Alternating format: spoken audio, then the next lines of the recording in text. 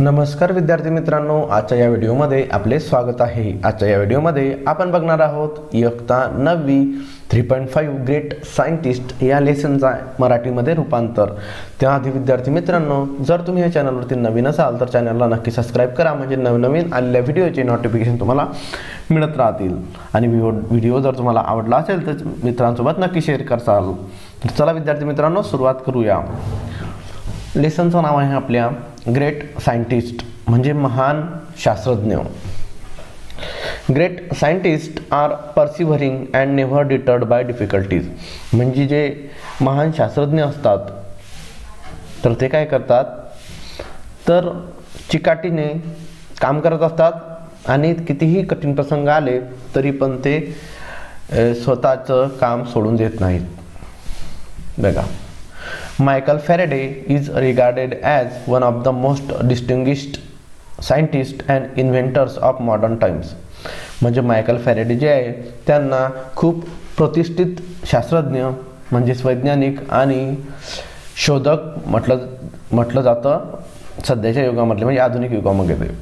And his work on electricity is steel a subject of study, आणि त्यांनी जे विद्युत धारेवरती जे काही काम केलेलं आहे विद्युतवरती, तर ते मुलांना खूप साऱ्या त्यांचं जे संशोधनाचं कार्य आहे त्याच्यावरती एक विशिष्ट विषय सुद्धा आहे अभ्यासासाठी, in the form of Faraday's law, आणि तो आहे म्हणजे फॅरेडेचे नियम।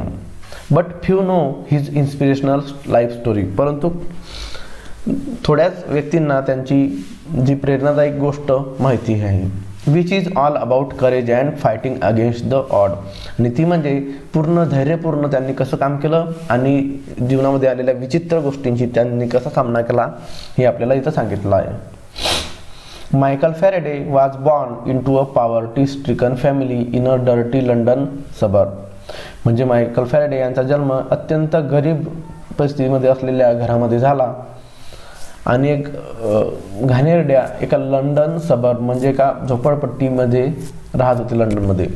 ही suffered from a speech defect as a child, ते जेव्हा लहान होते तेव्हा त्यांना बोलताना अडखळायचे। He would pronounce rabbit as wabbit, म्हणजे ते रॅबिटला वॅबिट म्हणायचे। He could not even say his own name, ते स्वतःचं नावसुद्धा व्यवस्थित सांगू शकत नव्हते। अँड वुड कॉल हिमसेल्फ फावडे, म्हणजे त्यांचं नाव फॅरेडे होते परंतु त्यांच्या बोलण्यामध्ये प्रॉब्लेम असल्यामुळे ते स्वतःचं नाव फावडे असं म्हणायचे। अदर चिल्ड्रेन लाफ्ड ॲट हिम, इतर मुलं त्यांच्यावरती हसायचे। And teachers did not help him either, आणि शिक्षकही त्यांना कोणत्याच प्रकारची मदत करायची नाही। व्हेन ही वॉज 12, जेव्हा ते 12 वर्षाचे होते, his mother was forced to take him out of school, thus putting an end to his formal education. बघा, ते जेव्हा 12 वर्षाचे होते तेव्हा त्याच्या आईने त्यांचं नाव शाळेतून काढून टाकलं आणि त्यांचं जे शिक्षण होतं ते तिथंच थांबून गेलं। At 13 however he started working with a book binder, जेव्हा ते 13 वर्षाचे होते तेव्हा त्यांनी बुक बाइंडर म्हणजे पुस्तक जे लोक पुस्तक तयार करतात त्यांच्याकडे ते काम करत होते। Binding hundreds of books during the day, दिवसामध्ये ते शंभरो पुस्तके बाइंड करायचे म्हणजे बांधायचे। And staying up all night to read them, आणि रात्री तिथंच थांबायचे आणि रात्रभर ते पुस्तकं वाचत बसायचे।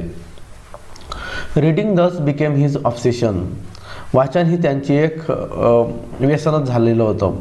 One day he came across book on electricity, एका दिवशी ते पुस्तक वाचत असताना त्याच्यासमोर एक पुस्तक आलं, ते म्हणजे विद्युतवरती, which had been sent to his master for binding, त्याच्या जो जिथं काम करत होता फॅरेडे त्याच्या मास्टरकडे त्या पुस्तकाचं बाइंडिंग करण्यासाठी आलेलं होतं।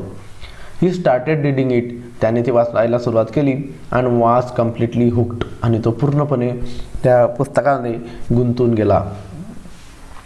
That was his first introduction, ते होतं त्याचं सुरुवातीचं प्राथमिक परिचय to the subject of electricity, म्हणजे विद्युत विषयावरची त्याचं म्हणजे प्रस्तावना होती। Which soon become a lifelong fascination, आणि तेच त्याची जीवनभरासाठी एक फॅसिनेशन म्हणजे काय झाली, इच्छा झाली ते वाचण्याची किंवा काहीतरी शोध करायची त्याच्याबद्दल। Faraday was steel poor at 21, Faraday 21 वर्षाचे असताना सुद्धा त्याची परिस्थिती गरिबीचीच होती। वन्स एकदा a friend give him a free ticket to a public lecture. एका मित्राने त्यांना पब्लिक लेक्चर म्हणजेच काय की एक वक्ता होता, त्या वक्त्याच्या जे भाषण होतं त्या भाषणाचे फुकटमध्ये तिकीट दिले. And demonstration by the renowned chemist Humphry Davy at London's Royal Institute. आणि जे प्रसिद्ध केमिस्ट जे शास्त्रज्ञ होते Humphry Davy at London Royal Institute, म्हणजे हम्फ्री डेवी नावाचे जे शास्त्रज्ञ होते लंडनमधील लंडनच्या रॉयल इन्स्टिट्यूटमधले, त्यांचं ते भाषण होतं. Davy's work on chemicals and electrical lighting was subject of conversation among the scientist of that age. म्हणजे डेव्हीचं जे रसायनावरती जे आणि विद्युत प्रकाशावरती जे काही विषय होता तो सध्या चर्चेमध्ये होता डेव्हीच्या संशोधनाचा. 70 years later across the Atlantic Ocean in the USA. म्हणजे 70 वर्षानंतर अटलांटिक महासागरामध्ये USA मध्ये the same work enabled Thomas Edison. तेच काम थॉमस एडिसनने सुद्धा केलेलं होतं. To produce the first consistent light bulb. त्यांनी सतत चालणारा लाईट बल्ब शोधण्याचा त्यांचा शोध चालू होता आणि त्यांनी लावला होता. That day in 1812 Faraday was spellbound by Davy's lecture. ज्या दिवशी ते डेव्हीचं लेक्चर ऐकायला गेले तेव्हा 1812चा तो दिवस होता. त्या दिवशी ते एकदम मंत्रमुग्ध होऊन गेले. He kept taking notes about the mysterious force of electrical fluid. त्यांनी त्यांच्या भाषणामध्ये ते जो विषय होता mysterious force of electric fluid, म्हणजे विद्युतचा एक रहस्यमय बल असा तो त्यावरती त्यांनी नोट्स काढल्या होत्या. He was so engross in the lecture. ते एकदम गुंतून गेले त्यांच्या भाषणामध्ये. That he forgot to applaud with the rest of the crowd. जेव्हा लोकांनी टाळ्या वाजवल्या तेव्हा ते टाळ्या वाजवायचं सुद्धा विसरून गेले, एवढं ते गुंतून गेले होते. When he went back his notes were so comprehensive that he bound them into a book. बरं, नंतर त्यांनी जे लेक्चर संपल्यानंतर जे काही नोट्स काढल्या त्या नोट्स एवढ्या व्यवस्थित होत्या की त्यांनी त्यांचं पुस्तकसुद्धा तयार केलं. Meaning to gift it to a Davy someday. एका दिवशी ते डेवीला गिफ्ट म्हणून ते देणार होते पुस्तक. Faraday decided that day that he didn't just want to sell books.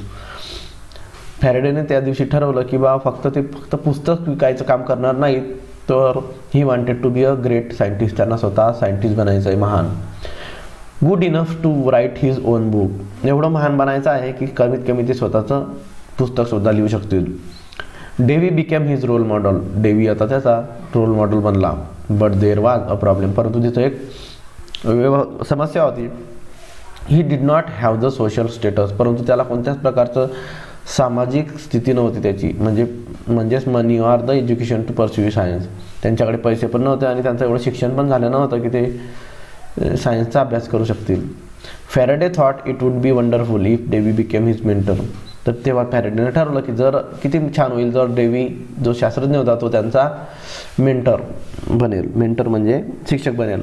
But Davy did not agree initially. परंतु डेवीने सुरुवातीला मान्य केले नाही. Faraday was not dejected. परंतु फॅरेडे हे हताश झाले नाही. He just kept trying. ते परंतु पुन्हा पुन्हा प्रयत्न करत राहिले. Destiny had a strange plan in store for him. परंतु जे भाग्य होते त्या भाग्याने फॅरेडेसाठी काही वेगळाच प्लॅन करून ठेवला होता, योजना करून ठेवली होती. आणि ती म्हणजे अ फ्यू इयर्स लेटर, काही वर्षानंतर a chemical explosion happened inside Davy's lab. डेव्हीच्या लॅबमध्ये एक रासायनिक विस्फोट झाला.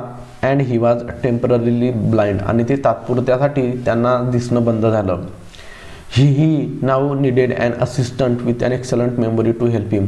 आता त्यांना एका सचिवाची गरज होती की जो एकदम कुशाग्र बुद्धीवाला असेल. He was reminded of Faraday. तेव्हा त्यांना फॅरेडेची आठवण आली. And decided to hire him as his secretary. आणि त्यांनी ठरवलं की आपण फॅरेडेला त्याचा सचिव म्हणून निवड करू. Davy never believed Faraday could do anything in the field of science. डेवीला कधीच असा विश्वास नव्हता की फॅरेडे काही विज्ञानाच्या क्षेत्रामध्ये काही विशेष काही करू शकेल. Going by his social status and education. कारण ते त्याची सामाजिक स्थिती आणि त्याचं शिक्षण बघून डेवी असा विचार करत होते, कारण त्याचं शिक्षण अत्यंत कमी होतं. He therefore dismissed Faraday's aspiration, त्यामुळे त्यांनी फॅरेडेच्या ज्या महत्त्वाकांक्षा आहेत त्या घालवून लावल्या. And advise him to stick to big binding, आणि त्याला सल्ला दिला की तू फक्त पुस्तक बांधण्याचंच काम कर. बट फॅरेडे वॉज रिलेंटलेस, परंतु फॅरेडे अस्वस्थ झाले. He worked day and night and learn as much as he could about डेव्हीज experiment. त्यांनी रात्रंदिवस करून जेवढं त्यांना डेव्हीच्या जो प्रयोग होता त्या प्रयोगाबद्दल शिकता येईल तेवढं त्यांनी शिकण्याचा प्रयत्न केला. सून फॅरेडे बिकेम इनडिस्पेन्सिबल टू डेव्ही. एका दिवस असा आला की फॅरेडे हा डेव्हीसाठी अत्यंत महत्त्वाचा व्यक्ती बनला. And was promoted to his lab assistant, आणि मग डेव्हीने त्याला लॅब असिस्टंट, सचिवापासून लॅब असिस्टंट बनवला, म्हणजे प्रयोगशाळा सहाय्यक. This was his first step towards a scientific career. हे त्याची पहिली पाऊल होतं शास्त्रज्ञाच्या करिअरकडे. Though much of his job now was cleaning labs. बरं, त्याचा आता सध्या जो काम होतं ते म्हणजे त्याचं काम होतं की सर्व क्लिनिंग म्हणजे लॅब स्वच्छ ठेवणे. At least he got to see some Davy's leading experience. त्याच्यामुळे त्याला कमीत कमी एवढी तरी संधी मिळत होती की तो डेव्हीचे जे काही प्रयोग चालू होते ते प्रयोग बघू शकत होता. Even then Davy did not have much hope for Faraday. तरी पण डेव्हीला फॅरेडेबद्दल काही विशेष आशा वाटत नव्हती की तो काहीतरी करू शकेल. Then Faraday got another chance. नंतर फॅरेडेला अजून एक संधी मिळाली टू प्रूव्ह हिमसेल्फ, आणि ती स्वतःला सिद्ध करायची. One day Davy try to recreate a famous electromagnetism experiment with fellow chemist William Wollaston. एका दिवशी डेव्ही जो होता तो एक फेमस इलेक्ट्रोमॅग्नेटिझम एक्सपेरिमेंट म्हणजे एकदम प्रसिद्ध असा विद्युत चुंबकीय प्रयोग करत होता, आणि त्यांचा जो शिष्य होता विल्यम वॉलस्टोन त्याच्यासोबत तो करत होता.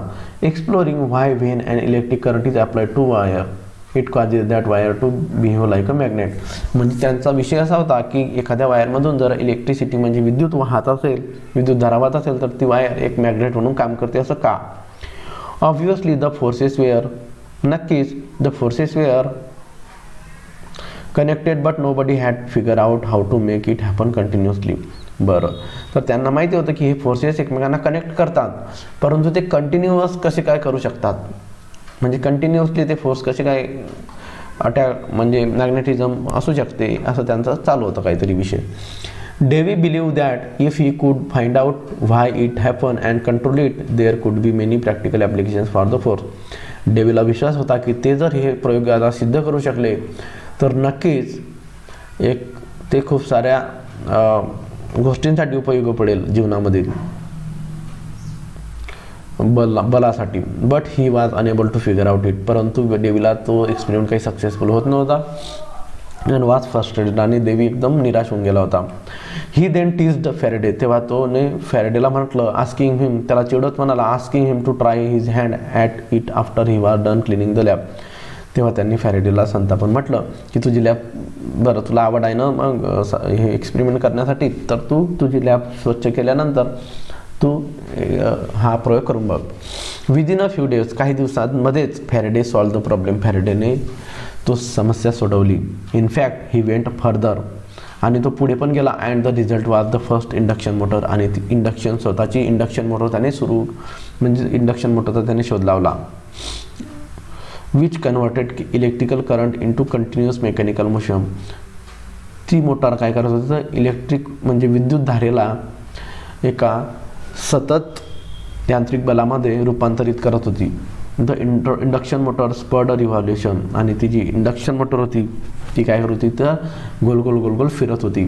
Fans, air conditioning, swing machines, photographs, power tools, cars, and even trains and aeroplanes engines grew out of this simple device which was born out of mockery directed at Faraday. म्हणजे फॅरेडेमुळे जो शोध लागला induction मोटरचा त्याचा उपयोग पंख्यांमध्ये, AC मध्ये, नंतर शिवण्याच्या मशीनमध्ये, फोटोग्राफमध्ये आणि काही ड्रिलिंग वगैरे मध्ये पण, आणि ट्रेनमध्ये, विमानामध्ये, सर्व दूर अशा ठिकाणी त्याचा वापर होऊ लागला.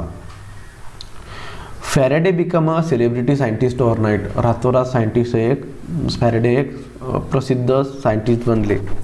Nobody now cared about his social status. कोणालाही त्याच्या आता सामाजिक स्थितीबद्दल घेणं देणं नव्हतं. ऑर एज्युकेशन, आणि त्याच्या शिक्षणाबद्दल पण काहीच घेणं देणं नव्हतं. This young man has just created a revolution, या तरुण व्यक्तीने एक क्रांती घडवून आणली. One would think as a teacher Davy was happy at his pupil's achievement.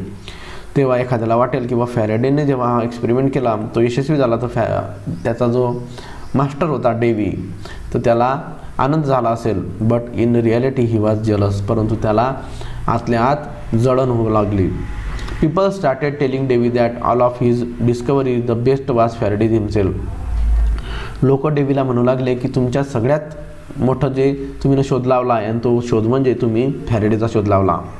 This made him even more jealous. या गोष्टीमुळे त्याला अजून त्रास होत होता आणि त्याला अजून म्हणजे थोडं जळण वाटत होती फॅरेडेबद्दल.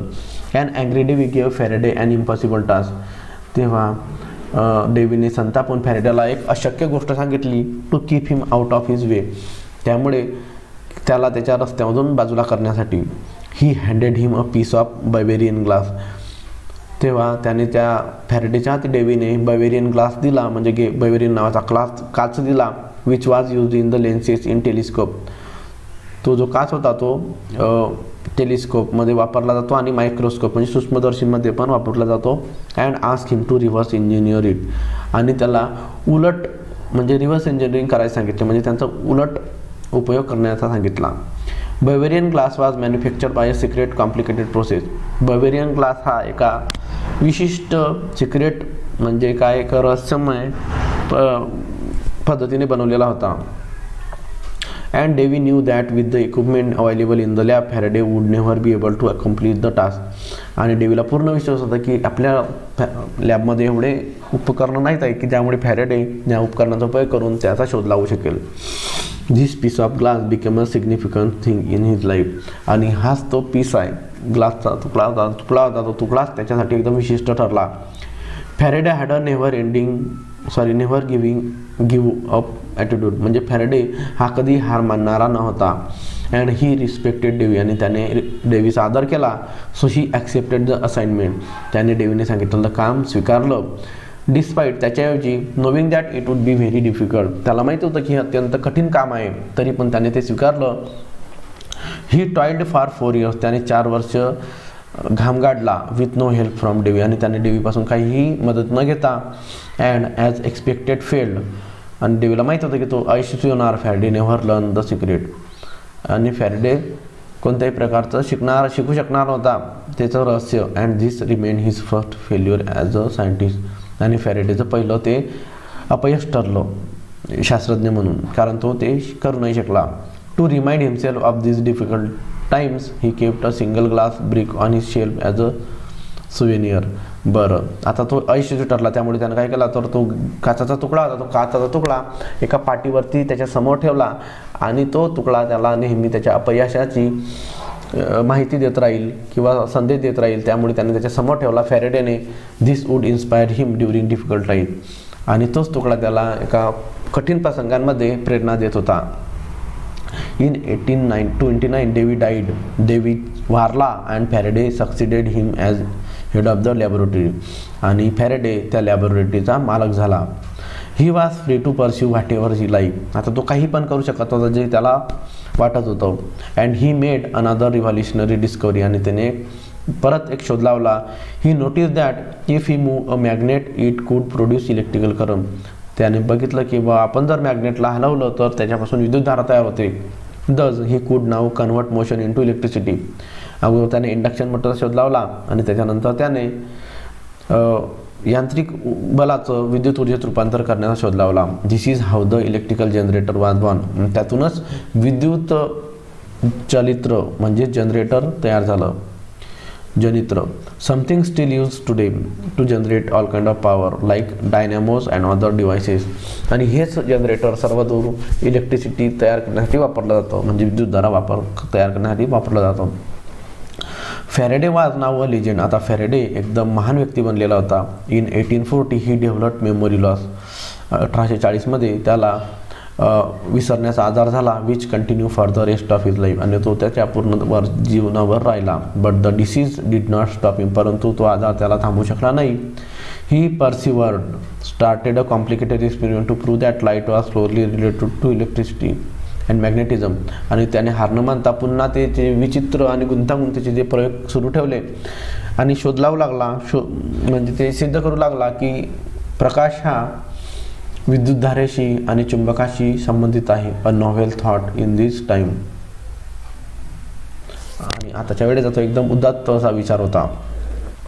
Remember that piece of Bavarian glass Faraday had kept on his shelf. आठवा बरं की जो बायवेरियन ग्लास त्याने त्याच्या पाठीवरती ठेवला होता, तो त्याला त्याच्या अपयशाची आठवण देत होता. He was determined to convert the reminder of his first major failure to an instrument of great success. त्याने ठरवलं की आपला जो अपयश होतो त्याला आपण यशस्वी करून बघूया.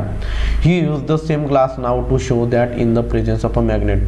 त्याने चुंबकाच्या उपस्थितीमध्ये तो काच आणला. Light could be isolated into a single wave rather than spreading out randomly in all direction, concept called polarization.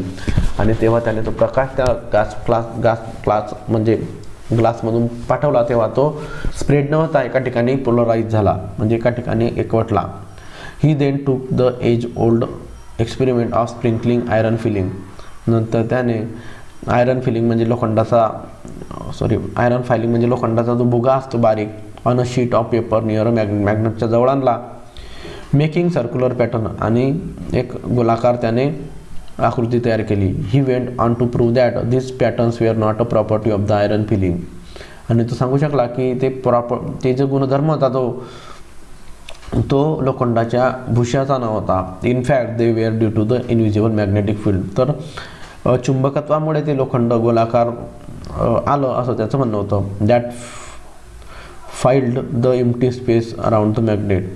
आणि त्याने जो म्हणजे चुंबकाच्या आजूबाजूला ते फील्ड असते, म्हणजे क्षेत्र असते चुंबकीय, and hence disturb the filing. त्याच्यामुळेच त्या आयरन फायलिंग असते, म्हणजे लोखंडाचा भुगा असतो, तो एका विशिष्ट क्रमाने मांडला जातो जेव्हा आपण त्याच्यासमोर चुंबक आणतो.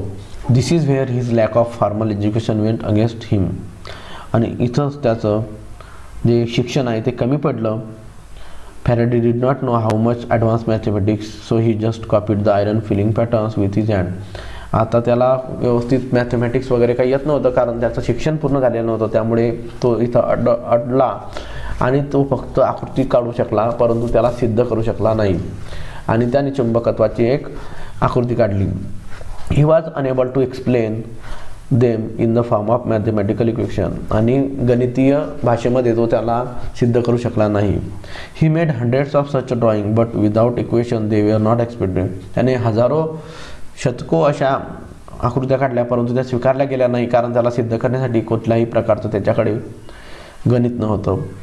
Fortune favoured the brave Faraday once again. आता परंतु फॅरेडेच्या सदैवाने पुन्हा एकदा त्याच्या भाग्याने काय झालं बघा. When he mate James Maxwell. जेव्हा तो जेम्स मॅक्सवेलला भेटला, अ वेल्दी एज्युकेटेड फिजिसिस्ट.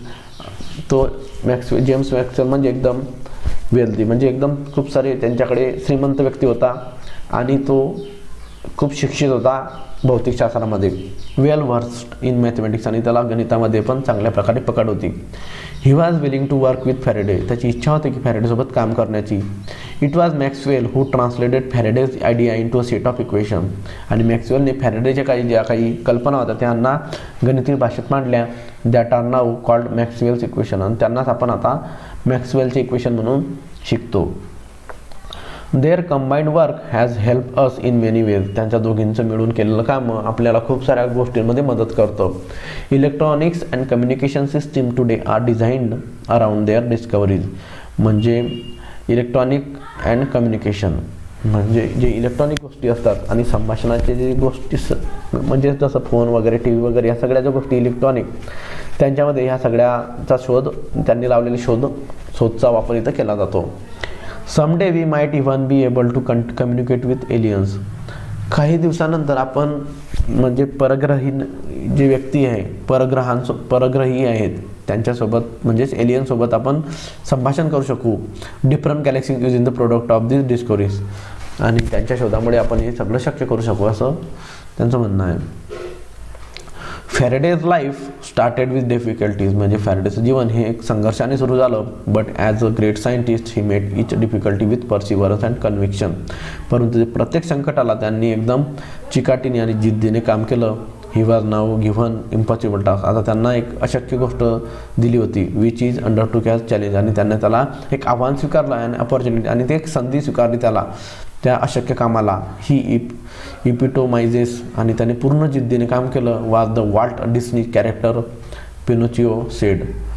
आणि वॉल्ट डिस्नीचे जे पात्र आहेत पिनोचिओ सेड, ते म्हणतात, when you wish upon a star it does not matter who you are. जर तुम्ही ताऱ्याची इच्छा ठेवतात तर हे काही फरक पडत नाही की तुम्ही कोण आहेत. तर अशा प्रकारे विद्यार्थी मित्रांनो, इथं आपला हा जो लेसन आहे तो समाप्त झालेला आहे. तर भेटूया विद्यार्थी मित्रांनो पुढच्या व्हिडिओमध्ये. तोपर्यंत टेक केअर, बाय बाय. आणि तुम्हाला जर व्हिडिओ आवडला असेल तर व्हिडिओला लाईक करा आणि तुमच्या मित्रांसोबत नक्की शेअर करा.